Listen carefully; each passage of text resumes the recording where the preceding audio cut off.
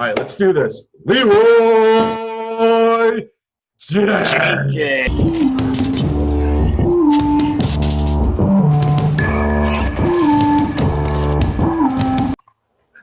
All right, let's do this. Leroy Jenkins. All right. Dude. Dude. God. Fucking nerds. Yeah. Huh? Playing World of Warcraft was great. Yeah, I mean, I still have it on my computer, but I don't really play it anymore. It's weird, man. Like, retail's gotten boring. I can't fuck around with Classic. I mean, it's not really the topic of today's conversation, but it definitely isn't. Yeah. People are like, man, what the fuck? This is starting off with the World of Warcraft. Like, fuck listen to these guys. Nerds. But then they're like, hold on, wait a second. They're pretty fucking jacked and strong. Maybe there's a secret with these video games. Yeah, maybe there's a secret. Video games are anabolic as fuck. That's what it really is. So true. All right. Yeah. Do you still remember the question that they asked? I can probably pull it up. Yeah, pull it up, man. I don't know why. I just can't. Like, I've had a lot of screenshots lately. It's hard to find shit. It's kind of annoying having those screenshots on there. So somebody asked you how you built your mentality to get where you are and kept it that way. Oh, yes. How I crafted or forged or whatever you're going to think of with my mindset, how I did it, and then how I maintain it. I tell anyone it's the same situation as like the gym in general. When you're going in as a bodybuilder or, like with me in powerlifting, like when you find a weakness, what do? You try to overcome that and adapt. Yeah, but you find the weakness through reflection. Like you literally, in a fucked up sense, in bodybuilding, a reflection. Like you look at a mirror and you look for the weakness in a reflection. So for me, like crafting myself when I really started getting into it, I would journal a lot, or just you have a fucking phone, write shit down in it. No, man, I would reflect a lot, find out which weaknesses that I had. And then I began to work upon them. And I mean, I can probably say like, I kind of had a lot of this mentality in my younger years. And then as much as like, I'm not big on education as it is, but schooling systems in general, like they take away creativity, a lot of self-reflection, and then join the military and, less self-reflection then because you're told how you should think for the most part. And I was always fighting that mindset. So for me, it was always like a natural aspect to want to think outside the box, like seek things to make me uncomfortable, like seek failure. Yeah. And when you do that, ultimately, like you strengthen your mind. So for one, like going through a lot in life, like I've experienced a lot of deaths. I think we covered that on my like the podcast, like, Behind the Body. But it's just, you have to find your purpose, like your why, and you have to attach that to like damn near everything, like mind, body, and soul. I tell people like it's the three pillars that what makes us who we are. Where the mind goes, the body follows. Like if you have enough willpower, the mind will ultimately go there, and they work in unison. So just trying to craft that. It's a lot of work, man. It's arguably, I would say, like nutrition's easy, recovery's easy, training's easy, working's easy. Almost everything in life is relatively easy after you can get to the point where you don't master yourself, but you become so self-aware that it's easier for you to catch yourself in those positions to keep yourself like guided, like basically like a guided missile. Like you have to find that pathway, or that path of least resistance for yourself, and ultimately do it. Like, if I'm like with prep on a powerlifting meet, like, the beginning of prep is my starting point and the meet is my goal. So that's point A and point B. And I always tell people your starting point is always point A and the goal you want is point B. And the quickest way between 2 points is just a straight line. So when I tell people anything in life, like when you define your A and B, you think, okay, between A and B, it's this line. What is required on this line to get to B? So let's say with my powerlifting meet, my training, my nutrition, my recovery have to be on point. So if I stick to those three and I literally just zone everything else out, like all the fucking bullshit noise, I can get from A to B very smooth. Like, if I want to lean out, you look at people who can lean out relatively fast. You'll also notice like those people their training's really on point, their nutrition's on point, their recovery's on point, and it's like, man, how'd they do it so easy? Because those people weren't like, okay, training, nutrition, you know what, I'm gonna go hang out with some friends. Oh fuck, let me get back on it. Okay, I'm doing good.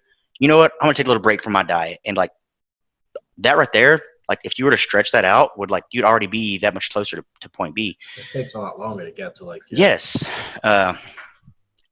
So I tell people, like, I try to define my path, my purpose. Ultimately, like I assign a purpose to like almost everything that I do in life. And when you assign a purpose to something, you have less willpower, because the purpose, like when you attach yourself to a purpose, it pulls you to it. When you're trying to like push yourself through life, it's fucking exhausting. It really is. So everything that I do, it's never ultimately like for me. It's weird. It's like, to me, it's a divine purpose that I assign to it. Like these are things that I feel, from my perspective, God is needing me to be, or someone could be, the universe is wanting you to be. So having a natural pull towards it is a lot less exhaustive versus saying, I really want to be this person, but you haven't like a really like, or do you really want to be that? Or do you want to be that because you see other people that have that and you think that's what you want? Yeah. So I think that's a pretty interesting point to make with all of that in terms of like having willpower. And people just never focus on that one particular goal. Sometimes to get to that point B, you have to make some sacrifices. And those sacrifices are going to be something that you're not comfortable with. Like, for example, if you're a competitive bodybuilder and stuff like that, right? And you start at point A, you can't just be going out, partying, getting drunk, and then doing all those other things. And then at the end of the day, you wake up the next morning, all of a sudden you're like, oh shit, I'm not reaching my goals. But like, if you go from just point A and just go all the way to point B, like you said, you're going to make it to where you need to be. But I think not just for like bodybuilders, but just newbies, for example, have this issue where they don't have that one perspective that just shows them directly to their goals. It's also the fact that like they're also stopped by multiple different things, like whether it's just social media, whether it just be like certain things that come out with new diets, new fads, and new stuff like that. It strays them away from their goal, because now you have a bunch of different people influencing their perspective, and it changes their mind, and then they can never really get to where they need to be. And now they're just going like zigzag around to get to where they need to be. And I think with most people who are particularly just like, not just in like exercise or fitness in general, just in life, they just need to be able to have that one goal that is just geared towards where they need to be. And for some people to get to that, what they need to do is that like, they just need to block everything out. yes, That's the hardest part, blocking everything out and just focus on that one particular thing. And I think that aspect of it takes a great sense of like will to be able to do that. And just some people just don't like have that. Yeah, I mean, it is funny because like, on the way back from my meet last weekend, I bombed out on deads, just had a shitty day. I fucked up my refeed. But like, Sunday I'm driving back and I like literally opened it up to David Goggins' Can't Hurt Me, like the Audible. And it was it was like chapter 10, I think. And I can't remember exactly how far into chapter 10, but it was talking about like when he was going for the world record pull up, he like failed. His mom took him to like the emergency room, get his hands looked at. He was like getting into like a state of rhabdo. And she like looked over at him. She's like, I know one thing. And he's like, what? And she's like, what'd she say? He's like, when are you going to do it next? And like in his fucking mind, he's like, I'm not going to stop until I achieve this. And he's like, and she was right. I was already thinking about the next steps I needed to take to get back on the bar and try to break that record. He's like, I was 800 shy of breaking the Guinness Book of World Records of most amount of pull-ups in 24-hour time frame. And he says, and the guy who's like, it's pretty cool. Like the guy like reads the book and then pauses, and David Goggins like has a response to like that part of the book. And the guy's asking, he's like, yo, so he's like, I know you mentioned a lot of people were pretty happy to see you fail. And he's like, oh yeah. He's like, in life, there's going to be people that are happy to see you fail, because when you're an overachiever, like you make other people feel lazy with themselves. You make them feel uncomfortable. And those are the type of people that I call them enablers. Like, they try to hold you back. Like, you know, for instance, like between you and I, like, if I know you're on prep and you're doing something, or you know I'm on prep, and I'm like, man, I really want to do this. You're not going to say, man, go do it. You're going to say, dude, what the fuck are you doing? Like, that's unnecessary. Like, don't fucking do that. Like, you got something, you have a goal in mind. Most people never want to see you do that, because when you're in that mindset to overachieve, you're looking to do things that most people would think are unrealistic or unachievable. Like, and you're achieving it, that makes them, like, by nature, feel bad about themselves, because they're like, what the fuck am I doing with my life? And that's that short, that, like, you really ultimately have to, like, silence that out. Like, I don't struggle with it, but I deal with it a lot, because people will see me, like, hyper focused on myself, and they'll think, like, oh, he's being selfish. But at the same time, like, I'm the guy, like, responding, and I'm new to the sport, but I have people, like, message me all the time, asking me about form correction. I'm always trying to help people through social media. I'll be at the gym, like, help people with their form. So what I ultimately do with me, while it's selfish, I'm trying to create the best possible version of myself so I can help others. And that's defining my purpose. That's setting my purpose in life. Like, my goal in life is to, as I climb that ladder, people who are willing to step up with me, I want to reach back and extend a hand. And if I feel you pulling me back because you're not ready to let go of that level of comfortability, and you want to just stay down there and you don't want me to go up, I'm going to drop that motherfucking hand. I'm going to let you fall. I don't care. Your life is not my problem anymore. And a lot of people get very, very frustrated with that. And that's just like family, friends. And I hate, I don't like telling people this, but when you're ultimately wanting to become the best possible version of yourself, like, you literally have to cut off anybody that's going to hold this shit back. Your family, your friends, whatever. Like, the person that you're with, your significant other, they should want to support that. And that's a struggle people deal with a lot too. Is like, you have to. That's the sacrifice. You have to be that asshole. You have to be that dickhead, because at the end of the day, it's your fucking life. Like, a video, David Goggins again, was like, there's gonna be a lot of people that are trying to suck your fucking air, like they're leeches, and you have to just get them the fuck out of your life. It doesn't matter who the fuck they are. And that's that mentality that you have to maintain. And I keep that a lot. Like, man, I've had so many friends just in years, like, come in and fade the fuck out, or come in and they seem super cool, but they're just a fucking snake in the grass, man. Like, when they see me start doing things that they want to do, and instead of just saying, fuck yeah, like, how did you do it? They get angry with you. And those are the type of people that are going to try to hold you back. So you have to learn how to fucking silence out that noise. You have to just go that, like we're talking about, that tunnel vision, man. You have to just, and it's not fun, dude. It's not fun, man. There's a lot of times I wish I could just kick back and go do the shit with friends. Yeah. But it's just like, what I'm wanting to do is it's not for me. It's for, like, in the podcast with each other, like, I want to be who I never had growing up as a kid to anyone else.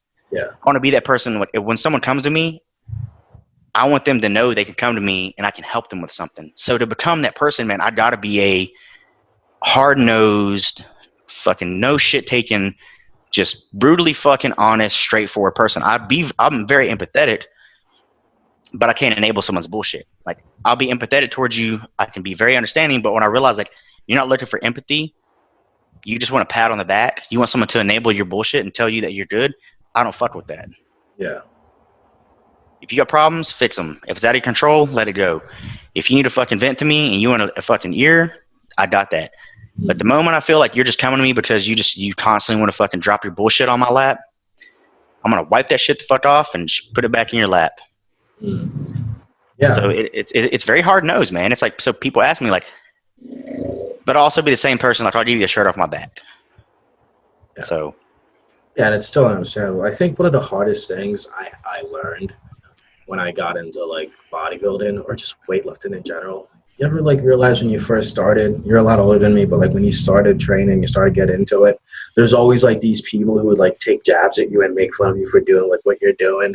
Yeah. And these people that are doing this are just, like, they're like the ones where you just want to drop and just, like, forget about them. Eventually, you'll come across so many of these people gradually as you get more into what you're doing, and it's just, it sucks because these are some of your friends. their earlier friends, and then they just started like feeling this way towards the way they do. I think personally for me, when I got into lifting, I was being made fun of for working out. It's always like, you're big for nothing. Why are you doing this? Why are you? Yeah, exactly. It's like, Dude, in my early, like in high school, dude, when I was in a big and lifting, like, I'll go ahead. We'll get to that. but yeah, they were just like always like saying like, you were big for nothing. Why are you doing this and stuff like. And it's like, I had to ignore that stuff because lifting for me was kind of like a stress relief. Mm. And lifting, going to work out every day, kind of made me like forget about all the things that was going on in my life at the time. But at the same time, I didn't fully forget about them. It just showed me that like I have to be a better person than where I started off from. So I kept on lifting and kept on distancing myself away from people here and there. Like even to this day, I don't have like a handful of friends that I can truly say, hey, these guys are like my friends. If I do, maybe 5 to 7 people in general. But the people who I have as friends are actually the ones who are always around me, who support me, actually like give me that drive to kind of just like go where I need to be. It's kind of funny because I was actually thinking about it this way, is that I don't have a lot of drama in my life because I surround myself with good people with positive intention. Yes, man, and that's another thing that people, dude. That's the sacrifice. That's the sacrifice so many people are not willing to make. Dropping fucking dead weight. Yeah. That's it, man. They hold on to what's comfortable, and because a lot of that dead weight, those are the enablers. Those are the ones like when you're not feeling good, you'll turn to them and they'll fucking hype you up, and then you go back to doing your bullshit, and they just sit back because they don't give a fuck because you're not doing any better than them, so they don't care. But it's funny. It's funny you speak about the idea of like, as you start progressing, like, you were running to like more and more of it, right? Mm-hmm. And it literally made me think of this analogy. Like as you were talking about it, this popped in my fucking head. Mm-hmm. Think about like if you're doing a marathon, like you're doing on a run, as you're doing this long marathon, like between like the start and the finish, you're gonna run into some people, you're gonna hear some noise, right? Yeah. When does the noise get the loudest? When you're fucking close to that finish line, dude. So like, when you're reaching, yes, the closer you get to your goals, the more fucking noise you're gonna hear, dude. Because like you're gonna like when you're in between, like when you're in that gray area, that median, people, it's some people think you're gonna fail, and you have people that think you're gonna succeed. But man, when you start getting close to that fucking finish, when you start getting really close, and you start getting better, and people are like, holy fuck, like this person's like they're not fucking around, like they're gonna finish this fucking race. Then you hear that fucking noise coming out. Yeah, and that's also when you're hearing those noises, you have those noises that are just like, you can't do this, you can't do this. You also have those people that they've been there from that very start. They kind of like look at you from like afar, but then they're seeing you're making these progress, and they're like slowly supporting you as you go. And then when you get to the finish line where you need to be, where you're so close to your goals, they're like the ones who actually speak the loudest. Who like watch you from so far of a distance. I think the perfect example for that is Naruto. This is still dude, not to interrupt you, but I've told people, I was talking to someone last night, and I was like, it's so funny how many like bodybuilders and powerlifters are so big into anime. And it's like, I grew up as a kid, like, the fucking Hulk tattoo, massive nerd, and I grew up watching Dragon Ball Z and all that shit. But it's like the protagonists and these characters in the anime, like you relate to them because it's like the hardships. A lot of people that go through lifting, like that are serious about it, have been through so much fucking shit, dude. And you see these characters, these protagonists, and you're like, fuck yeah, do it. This is something that looks exactly like it represents you as a person. It's an animated reflection of my life. Yeah, exactly, literally. Which is why I was saying like the Naruto reference is when he first started as a kid, everybody like hated the kid.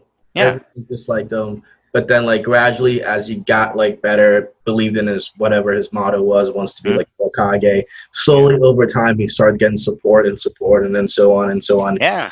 The bad guys save his friends and all that stuff. I think out of that anime, the one arc that made me legit cried was watching the anime for like 5, 6, 10 years to get to the pain arc. Oh God! I know. Like, he got to the pain. Okay, Jiraiya too, though. Yeah, like. But like he got to the pain arc, and the village was about to be wrecked. Was about to be destroyed. Well, it was already destroyed. Remember the shit what Pain says? Yeah. Yes. And then he like showed up, and when he showed up, he like saved the village, which was really cool because at the end, you see that like people who basically doubted him from the start, all of a sudden started looking up to him and just like, wow. And then it does show like the back, Hmm? what is it? Backlash? No, that's a backlash. Backflash. Oh, backflash, yeah. Flashback. Of his. What are we talking about? Naruto. Oh, yes. Okay, wait. The main arc. Naruto or Shippuden? Hold on. Shippuden. Anyways, go on. Like how it shows like the backstory of like all the stuff that he did, and then you see like these people who like hated him from the start, disliked the dude, were just like, wow, Naruto saved the village, Naruto did this, Naruto did that. He was one day going to be the Hokage and all this other stuff. It was just such a like an inspirational like thing to look at, because honestly, I legit cried in that part, because like watching Naruto from a kid, and then honestly, Naruto literally made me kind of get through life. You talking about the battle with pain? Yeah. Yeah, that's one of the best parts of the whole freaking series. And that's one of those that people don't understand, like a lot about like cartoons and animes in general, is like they bring that to people. Like the best part, like the analogy of that is like, what do they say is like, once you reach it, everyone who used to doubt you will say, I know that person. Yeah, exactly. That's exactly what it was. That's what Naruto was. But it's because, like with me, dude, I've been offered like jobs to make like decent money throughout the years. I've been offered this. I've been told to do that, and I just stuck with I want to be a coach. I want to be a coach. I want to be a life coach. I want to be able to fix fucking people.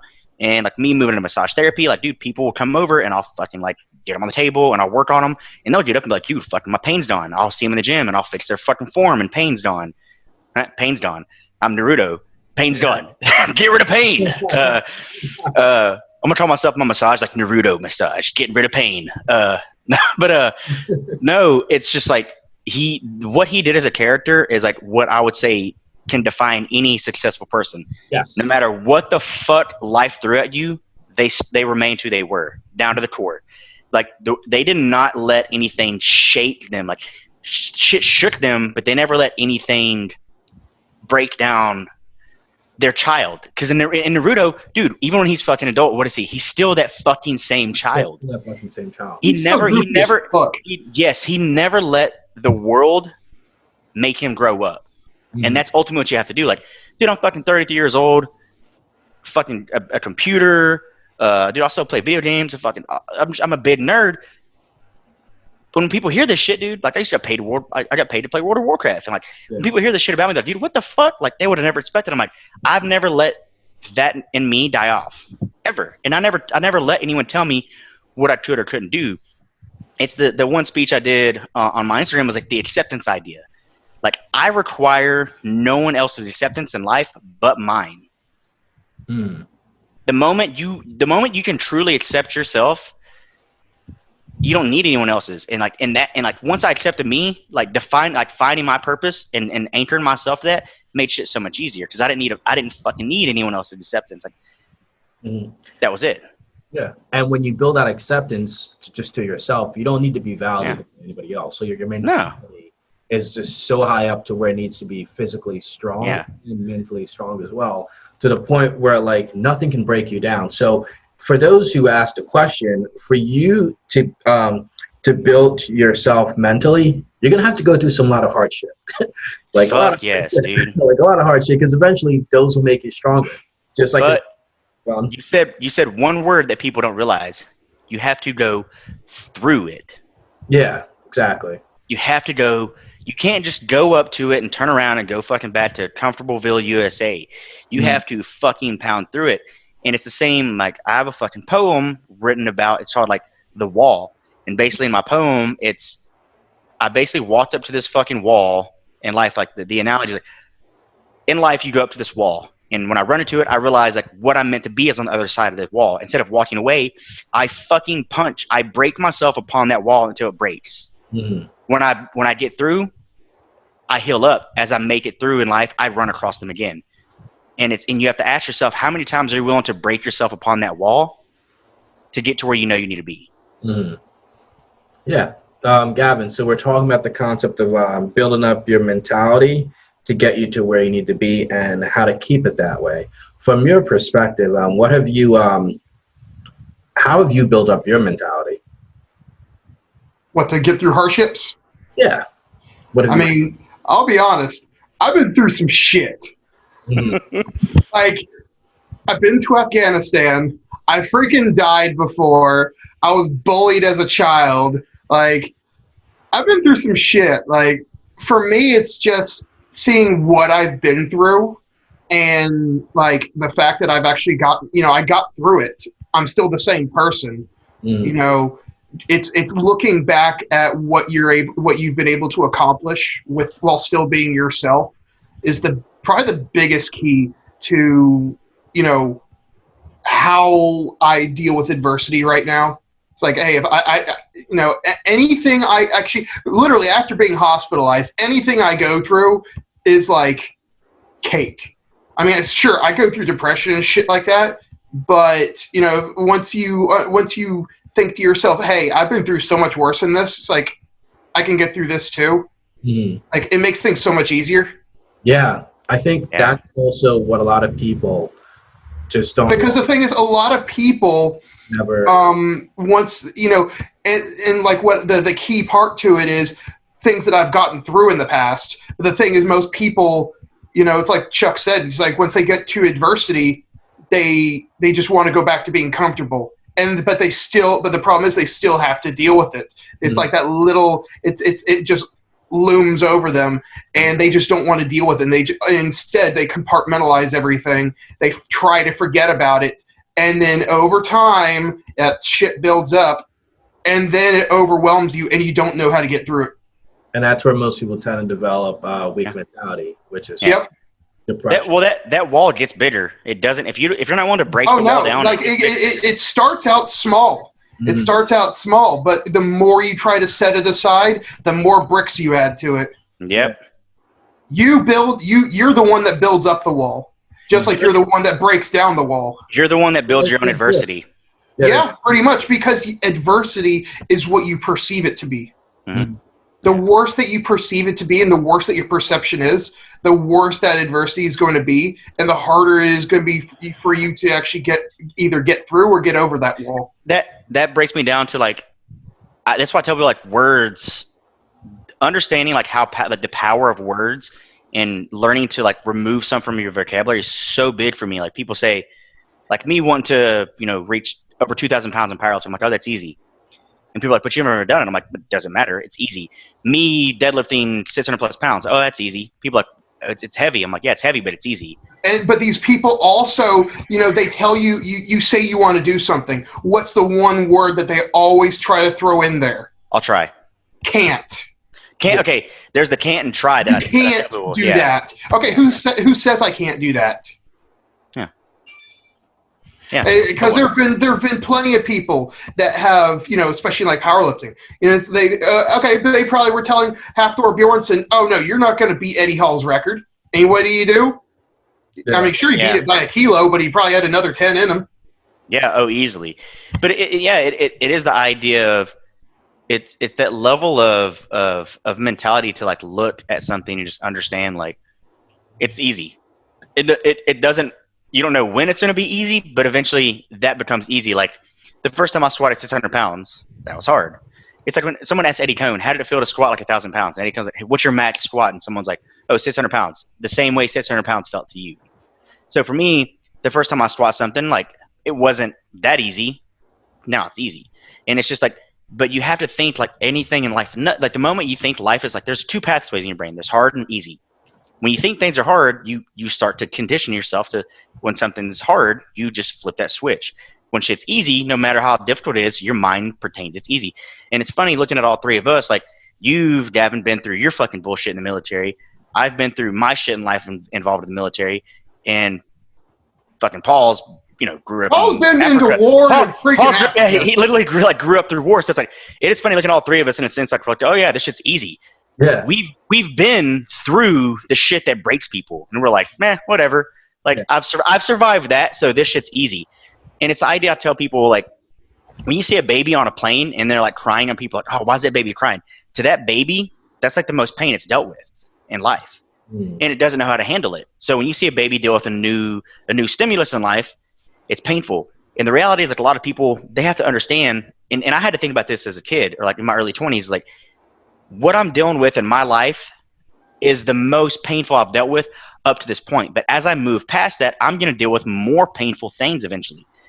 And I either, one, reach to a point where things aren't painful anymore and I've become accustomed to it, or I'm going to run into something that's even more painful than what I've ever fucking dealt with. And that's going to happen. But what you have to understand is, through pain and suffering is where happiness lies. And it's the idea of, like, you know, I fucking hate bringing up David Dawkins again, but it's the idea, and he says happiness is bullshit. Happiness is crap. Like, we feed that on society, like this ability to just be happy, and it's shit. Like, you should, it's the idea of pursue happiness, like the pursuit of happiness. Like, on my deathbed, I want to look back and say, I lived a happy life. But until then, I'm going to understand, I'm going to seek fucking failure. I'm going to seek uncomfortability, because that's how you ultimately forge yourself to become that person where that it's no longer so much a willpower. And I do think willpower is almost genetically, in a sense, like, some people just have low willpower, but to create your strength, like the level of strength with your willpower, is like, you have to put yourself through strenuous shit. It's the same thing in the gym. Like, to get stronger, you have to lift more weights. You have to lift heavier shit, and just keep doing that until eventually you get stronger. So if you seek the path of comfortability, or you just stay comfortable and you're stagnant, life is hard. Life is hard because everything you face is difficult. Yeah, I mean, I could say right now, I'm constantly never happy. Fuck no, happiness is bullshit, like, dude. all these goals I have to reach, and like, even though, like, a little something about myself is, I was born in Africa, and when I was like 7 or 8 years old, there was currently a war going on at the time. When I was just a little baby, I was just a little kid. It was very terrifying having to experience that because you see, like, people getting shot left and right, and then you see, like, piles of dead bodies just, like, lying on top of each other with, like, blood just like going down and stuff like that. So you got that baptism to fire. But yeah, it was a very interesting experience seeing that. And throughout my entire life, I think for most people that would have been a very traumatic PTSD experience. And I still think it is for a lot of people if they ever experienced it as a child. But I think the interesting thing I did with that is, like, I actually used that as a source of anger. Yeah. And ironically, I found lifting. So anytime I wanted to, like, lift a weight or whatever, instead of, like, lashing out on people, instead of, like, hiding in fear or whatever of whatever I've experienced, I tend to spend all that energy that I have and then think about back in that exact moment when I saw all that, like, all that event as it was going on. And I took that out on the weights. And gradually, as I took it out, I kind of, like, adapt slowly over time, eventually to the point where stuff like that didn't really, like, it doesn't bother me, because I was able to use it as a tool and try to use it to overcome that fear of what I saw in the experience that I went through. Because that is it's a very traumatic experience for anyone. That's an understatement. 7 or 8 years old. But, like, that was what drove me, because realizing I came from such a poor country where a war was going on, I kept on thinking about, like, I'm not happy where I'm at. I'm not happy where I'm at. I'm not happy where I'm at. Like, every single goal I hit, it's just I'm never happy where I'm at. And then I just kept on doing that. I mean, eventually I would say, like, I'm a lot more happier than I was back when I was a little kid to, like, when I was a teenager and, like, a young adult. But it's because I never settled for less than what I deserved, that I kept on pushing more and more, and I kept on getting better. I think that mentality like that are healthy to have, because it pushes you to become the better version of yourself over time. And sounds like my dating life. Even from the standpoint of, like, evolution, like, if we as primates or hominids or whatever that we were, if we were just comfortable with just being just primates, or what are the different Homo erectus or whatever, like, all the different stage of human evolution. If we were just happy with that, we never went out to hunt. We never went out to, like, express the stress of, like, hunting and trying. We wouldn't be where we'd be dead. Like, yeah, we'd eat the fuck up. Dead. And I think when we talk about the concept of, like, willpower, there were certain human species back in the day that were dead because they just didn't have what it takes to be able to move further and towards the evolution chain. And since they weren't, they were kind of killed off, whether it just be due to lack of sex, lack of like protection, lack of like surviving or anything like that. It is specifically in our genes as humans to never settle. Yeah, I'd agree 100%. It is a weird scenario because it always cracks me up, like, the willpower. And people ask me, like, man, how do you stay motivated? I'm like, dude, I'm fucking never motivated. Yeah. Often. And it's funny, like, so I'm just going to reflect off this past week, dude. I finished, my meat, and I was like, man, I'm going to take a break from my fucking diet. Dude, I ate probably like 4 pints of fucking ice cream this past week. I went to Whataburger like 3 fucking times. I've ate an entire pizza. I stopped at gas stations and gotten donuts and all kinds of shit throughout the entire week. And I'm like, all right, today's the last day. Because I understand tomorrow's back on fucking prep. Mm-hmm. I would tell people, like, dude, if I didn't have goals, and if I didn't have goals and didn't give a fuck about life, I would be that 400-pound motherfucker just stuffing donuts down my face playing video games. Yeah, literally. I don't want to be right here, been there. Yeah. Like, okay, I mean, I got up to like 215 pounds when I was like in my mid-20s when I was engaged, but I mean, at the moment I was at 165, 170 pounds, and I wasn't that big. So like, I fucking blew up, dude. And I was fucking chunked as fuck. Oh yeah, I mean, heck, well, I think I got up to like 285 in high school. Jesus Christ, Gavin, that's. I was wearing my dad's pants. You were in dad people pants. Like, so who's wearing the pants in the family? It was like, well, we kind of share. Me and dad share. I had a 49.5-inch waist. That's 15. So speaking of that particular moment, Gavin, what drove you to? I think we already discussed that on the podcast. Oh yeah, it was getting my first rejection. Okay, and then that drove you to make that transition and that change. Oh yeah, and I lost 125 pounds in a year and a half. Jesus. And then she just rejected me again. So I was like, oh well, I still love the gym. Fuck her. Yeah. Now she's married. What do they always say now? Like, breakups create bodybuilders. Yeah. That's pretty true. Yeah, breakup's great. Honestly, a funny story about that. It's rejection or failure creates bodybuilders. Yeah. I mean, so I think this is a little screwed up on my end, but I'm gonna be brutally honest. Sometimes when I want to get ready for like a prep, I would love to just be in a relationship before the prep. And then not work out. And then have it not worked out. So that way I can just focus on fucking prep and then use that anger to kind of just get better and then just make really great games. I think the first time that I competed. Hey, I mean, isn't that how you become a Super Saiyan? Quite essentially. Yeah. Basically. So basically, all you have to do is you need to have a metaphorical 16 head being stomped in front of you. Basically. And then, but yeah, it's just like, we always have to have a drive for something. Are you going to have theme music in the background when she breaks up with you?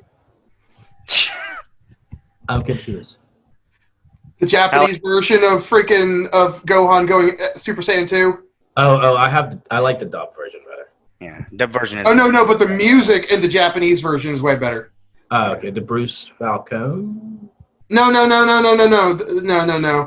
It was the Day of Fate song, but it's in Japanese. I have to look that up.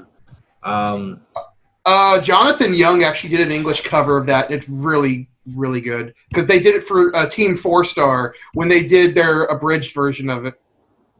Nice. I mean, it is fun looking at relationships. Because I probably would say, for most people, like if you're not with the right person or the right person for you, because I don't like feeding into the idea like, that's just that's a terrible person. Like, it's probably just the wrong person for you. Are there some arguably terrible people? Oh yeah. Yes, there are. But I mean, ultimately, that person's like they're at their point in life, and like that's their emotional maturity. Like they're still that child. Like those people, more often than not, are like a traumatized child, just stuck at like whatever emotional mature level that they dealt with the trauma at as an adult. So but yeah, man, like a wrong relationship can fucking so hold you back in life. And I'm not even saying like just like significant other, like friendships, family, like everything, like, and that's that idea we had, like we mentioned earlier, Paul, is like that sacrifice. Like you have to be willing to say, like,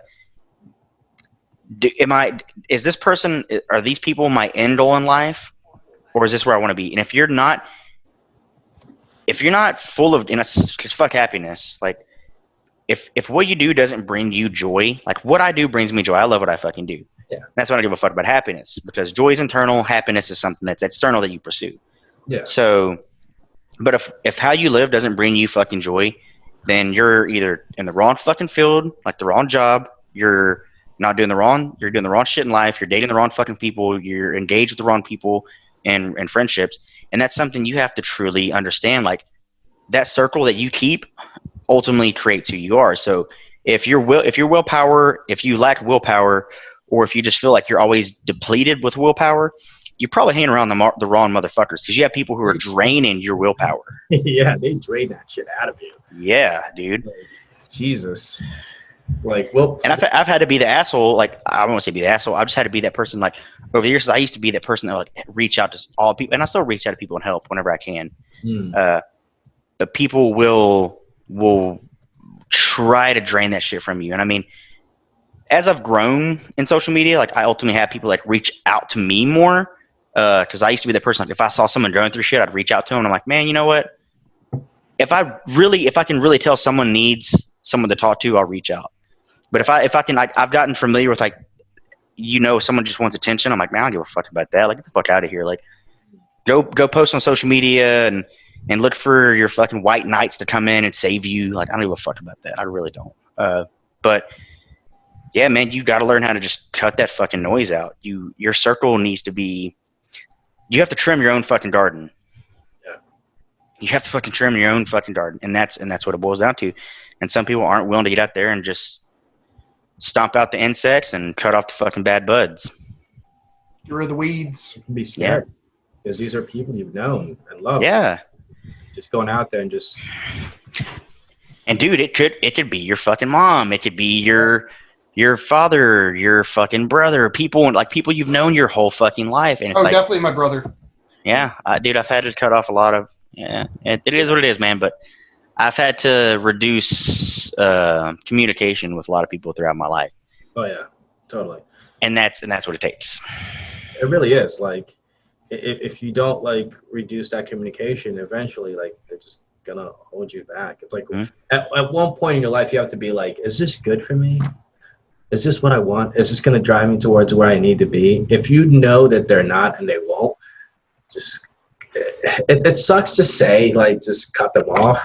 But, like, you have to be able to love yourself in such a way that you're willing to have yourself come first.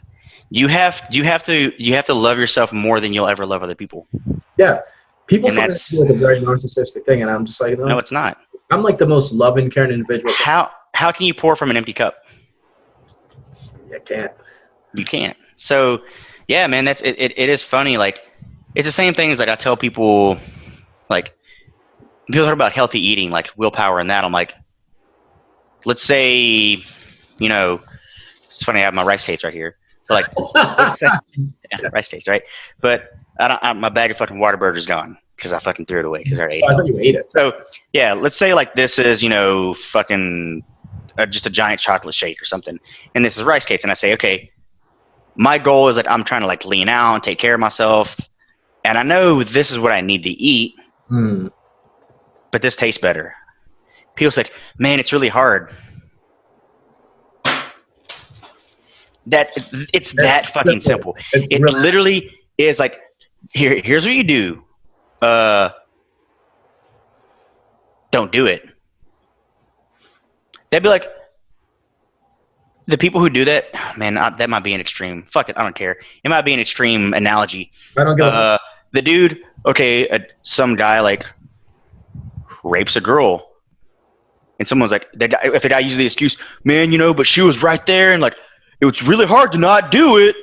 Yeah, like, just what do people say? Like, no, you don't need to do that. Yeah, yeah, exactly. You don't make excuses for the guy. Like, people are like, man, it's your life, man. You got to live your life. Like, you're right. Let me drink this fucking shake, smoke my cigarette, and then tell everyone else that they should live their life. Man, fuck off. Like, fuck you. And but you have to keep that mentality. It's like one decision, the other decision. It's one, you pick one, and you deal with the consequences, and that's what it is. Yeah. So yeah, man, it's I wake up, I go to the gym, I have my purpose, I have my goals, I have them set up, and I say, okay, I need to go to the gym, I need to eat a certain way, I need to make sure I get enough sleep. Anything in between, if I can fit stuff on that line, on that straight line, I make it happen. If it takes me off that path, I say fuck it. If it takes me off my fucking path and it's going to slow me down to get from point A to B, I'm not gonna fuck with it. If it wants to compromise with me as much as I can compromise with it, and let's say I don't veer off that path, but it's like a little bump, that's cool. I'm okay with a little fucking bump because you deal with those in life.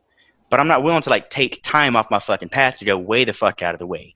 That's where people have to understand it's okay to compromise a little bit and work with people that matter, because it's the idea of those who matter don't care and those who care don't matter.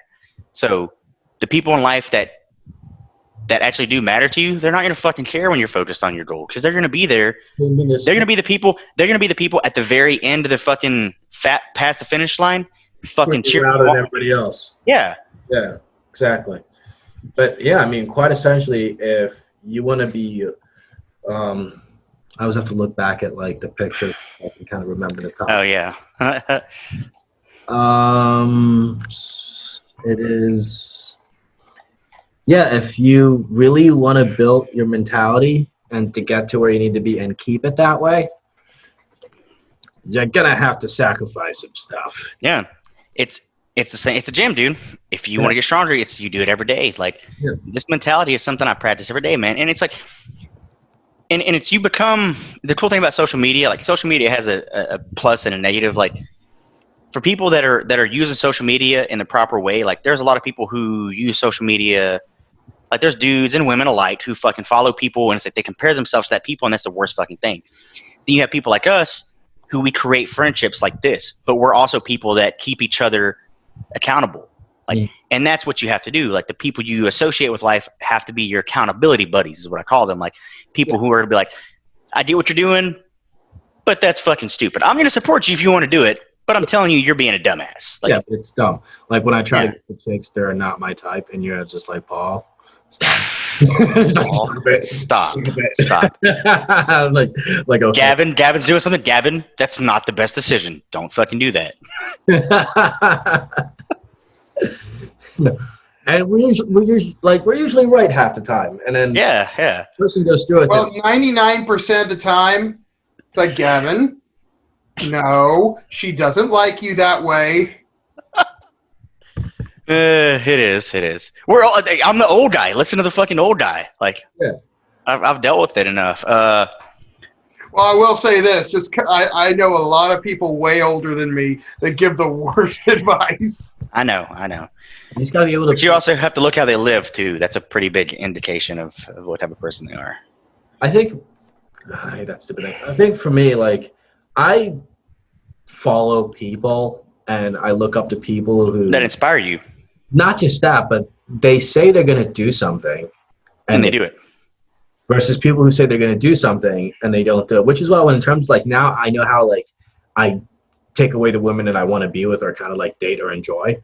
It's just if they say they're gonna do something and they do it when they said they're gonna do it, I'm okay, that's respectful. Turn on, yeah. Yeah, it's a turn on. It's very attractive, and it's hot when they do that. But if you have a chick that says they're gonna do something and then they don't do it, I delete their numbers and I never talk to them ever again. That's savage as fuck, and I respect that. You get one shot. You don't fuck it up. You just Eminem it. You get one shot. Yeah, oh yeah. One opportunity. This is everything you ever wanted. Rather, what is it, lose it? Yeah, some shit like that. Fuck. Something about mom spaghetti. But yeah, that's kind of it, guys. Stay tuned for the next one for next week, and we'll see how that goes. What the topic might be. I think we should just name the topic that we're gonna work on. So if people who watch this, they can kind of be okay, I'm kind of excited to go to hear what they're gonna see on that next one. Yeah. And this is something like I told you. Like, so when you do, since neither one of us are cool as you and don't have 10K fucking followers and can't drop links in our fucking Instagram, whenever you drop the link to that story, tag us in that story. So when we share it, they can just click onto that story. Because you got to think about it. Like some people, like they'll click on they'll see the profile or they'll see my story, and they don't want to fucking like technically click on it, then click on your bio, then click on the link. Like people are lazy. They want to make it as fucking simple as possible. Yeah. So when you post it with the link in the story, like tag us, so that way whenever I share it, like I can just share it to my story. They'll be able to just click on it and slide up and watch it. So yeah, cool, perfect. So I'll do that. That's pretty much it. Figure out the next. Yeah.